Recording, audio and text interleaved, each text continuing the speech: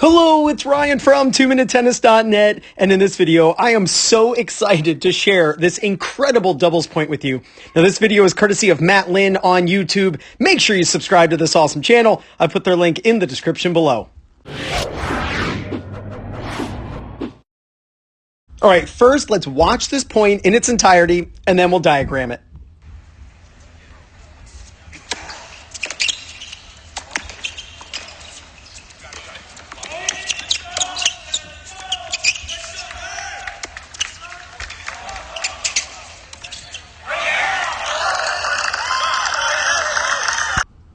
Wow, what an absolutely fantastic point to diagram and learn from. So a couple things here. We've got UCLA, and this is Cal, Berkeley, and you can see that the returners from Cal are both playing back. Obviously, the server has been really strong lately. The net player has been dominating, so they're just like, you know what, it's going to be better if we just play both back so we have more time to react. I think that's a great strategy for recreational players, club players to use. It gives you a lot more time, and it just doesn't allow this net person to just start dominating the other net player and like nailing it at them. You actually have time because you'll be standing back by the baseline. So here comes the serve. And the server serves and volleys. So let's check out the serve and volley technique. So the serve and volley technique you should use is primarily called 1-2-3 split step. So watch. He serves, there he takes one step, which is his landing into the court. 2, 3, and then split step. Watch this again. I want you to look at the server's feet and watch when he lands right there. He's landing. That's one step, 2, 3, split step. So that's basically the footwork that you should be using when you serve and volley. Now, based on the speed of your serve, you might get 4 steps. Based on the speed of your serve or how far back the returner is standing or whatever, you might get only 2 steps. So 3 steps is the average number of steps that you're going to get. So the returners hit cross court, they keep it away from the net guy, and then I want to show you this footwork. So I've talked, a lot about this type of footwork. When you're moving and you're going to hit a volley or an approach shot, the last step that hits the ground prior to hitting should be the foot that's on the side where you're making contact. So Zhu is hitting on the right side of his body, so the last step he's going to take is his right foot. So then it's going to be right foot, hit, left foot. This is not random. You don't want this to be random. This is on purpose. When you are moving, whether it's an approach shot, whether it's a volley, when you are on the run, an overhead on the run, when you are running, you want it to be the last foot that hits the ground, which is right there, his right foot, is the foot that's on the side where you're making contact. So it's right, hit, left. It's a great volley, too. It's very tabletop. He kind of contacts there and then finishes there. It's actually a very similar height that he finishes compared to contact. Now, he volleys pretty deep, and it's a good volley. And we don't really see the guy hit the ball, but we can tell that he just put backspin on the ball. He just sliced this ball. And what does that mean? When a ball has backspin and it goes over your head, and that's exactly what happens here, the ball goes over the head, you don't need to panic. See, if your opponent rips a topspin lob over your head, it's time to panic. Because when that ball hits the ground, it's going to accelerate actually away from you. But when a ball has backspin and goes over your head, no need to panic because you can run around this ball. Because when the ball hits the ground, it kind of checks up and slows down. Think of the way a golfer chips a ball onto a green and actually stops the ball with backspin. Now, I'm actually going to play this for you because I want you to listen to the communication between these two players. It's going to be this player who hits the ball, most likely because he's just faster than Red Licky here.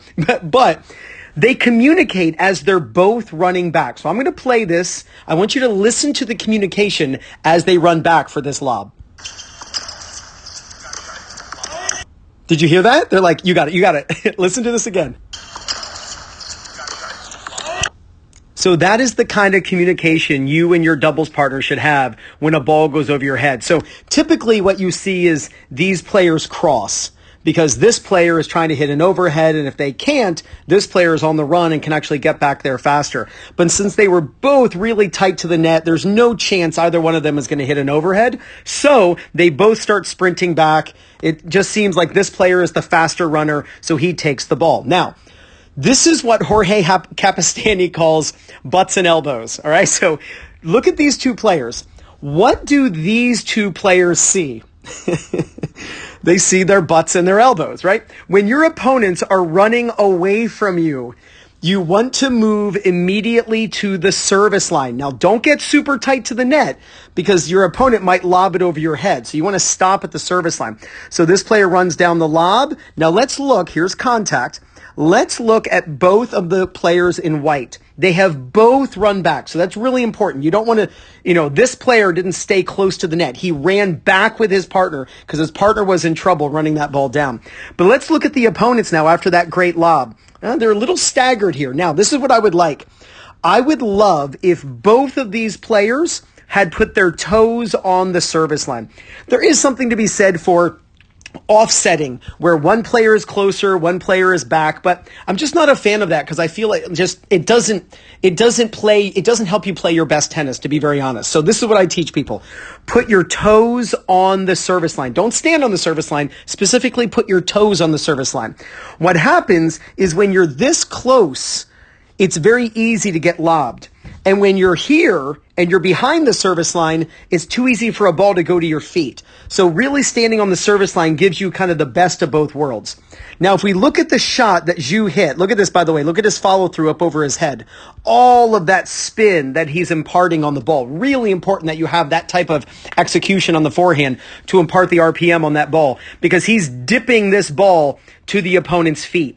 And I want you to look at how this player is hitting the ball. I think if he had been standing on the service line, he could have moved forward and gotten that ball at a higher point.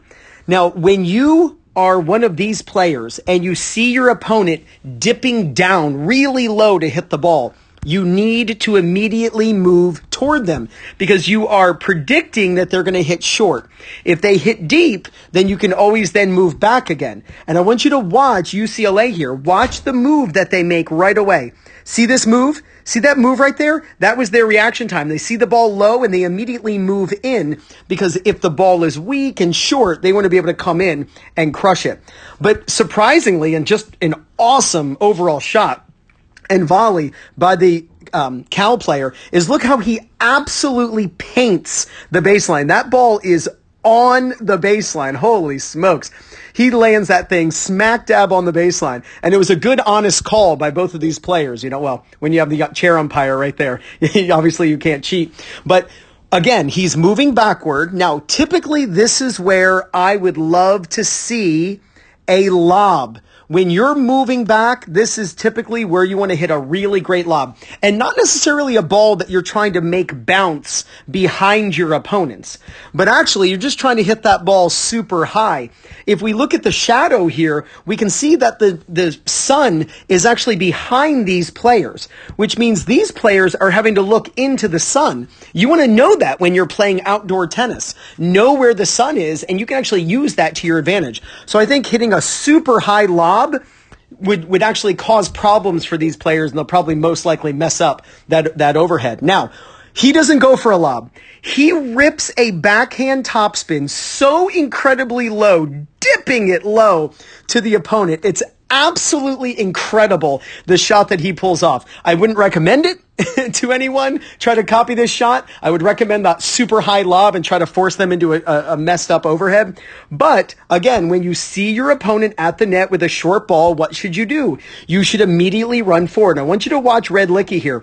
Watch his movement. He sees it and he immediately moves in. This is such a cool thing. He's seeing his opponent, and look how he's already starting to press forward before the opponent ever hits it short. And because of that, he runs in. Here is his partner, Zhu, and he puts that ball away cross court. Such an absolutely incredible point to diagram. All right, let's watch this point one more time.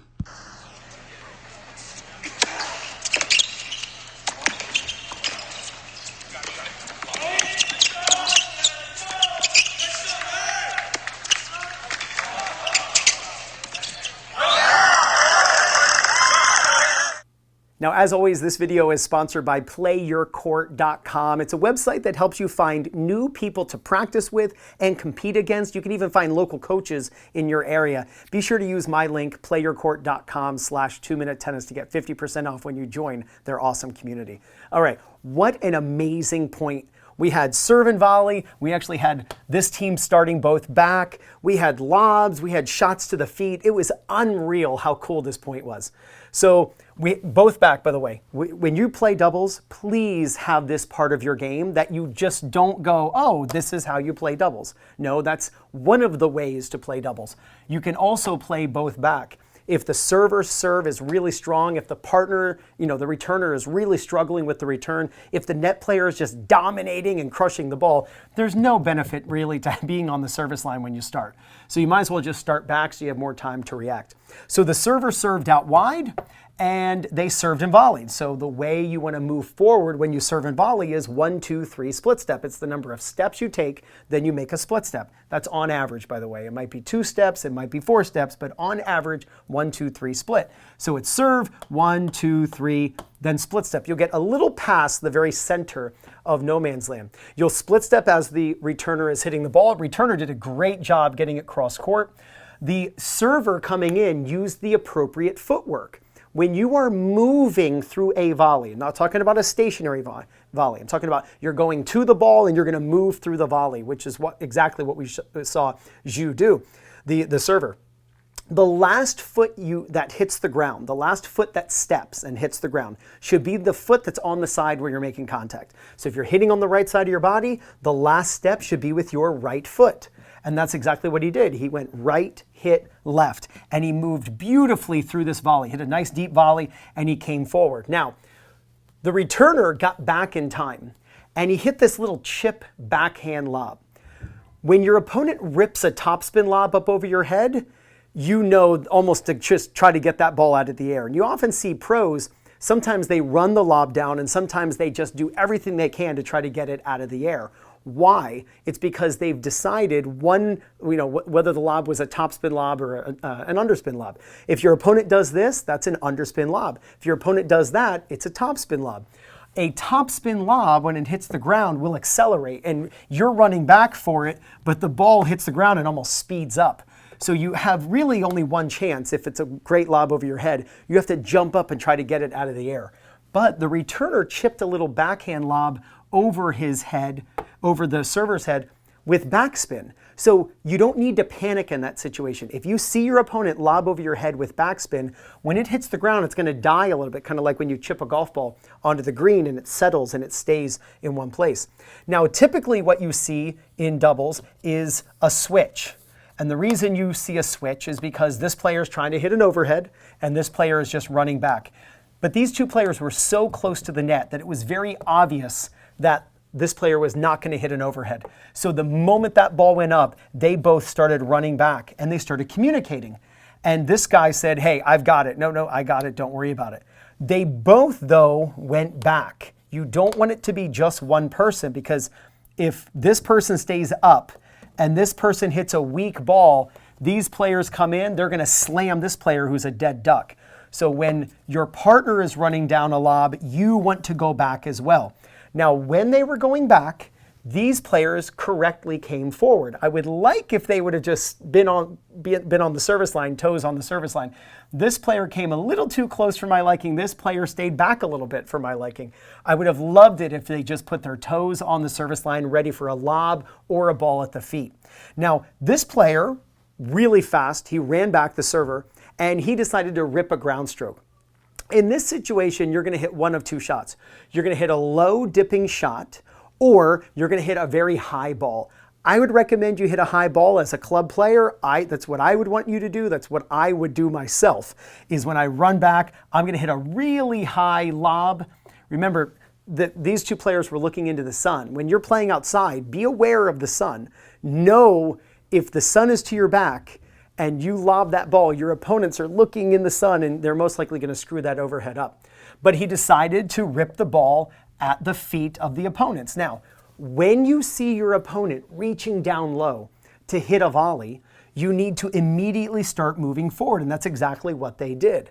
Now, the volleyer was actually a forehand volley. The volleyer did a great job of volleying that ball super deep. So these players stopped and went back again. Now, this is the shot that just was absolutely incredible. It was a backhand while moving backward, topspin shot that dipped right here. And this player was so stretching to go get that ball. Remember, there are 3 times to go forward. Serve and volley, when your opponent is in trouble, and when you get a short ball. And this point had all of those.